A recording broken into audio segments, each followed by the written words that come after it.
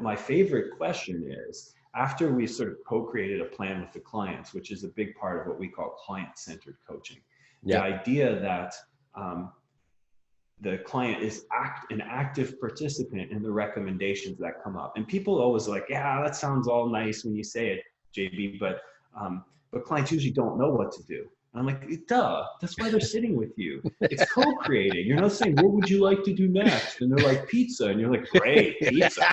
No, that's not how this works. That sounds like my sort of coach, that, John, to be honest, mate. You know what I mean? It's about co-creating, right? So you put a bunch of options on the menu that are relevant to their life and lifestyle and goals, and you let them choose, and then you go back and forth. And the way you go back and forth is you confidence test. So you're like, okay, cool. I think based on what we talked about for your goals, if we had you moving 5 times a week, here's how this would lead to what you're trying to achieve. But this is where most coaches stop. It's where doctors stop. It's where everyone stops. But then what you have to do is say, okay, client, so I just have a question before we leave with this.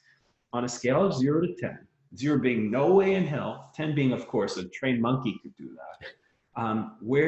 How confident do you feel that you can do this, for the next 2 weeks? And then you let them rate it. And if they give you a 5, then you're just a big dummy if you go ahead with that prescription. You know what I mean? Like the client just told you, I can't do it. And you're like, give it a try anyway. You know what I mean? This to me has been the biggest game changer in the mid part of my career, where I was just like, why aren't I asking clients if they feel like they can do the thing that I'm about to tell them to do? It's because I never think of it, because I suspect it's a philosophical problem that our industry has, which is we think our work stops at the prescription. Yeah. It doesn't. It stops at the implementation, the successful implementation. So really for me, the psychological shift became, I'm going to take responsibility for the outcome, not just the prescription. Great. I'm not going to think, well, I gave them the plan, and if they can't do it, it's on them. I'm going to think it's on me all the way.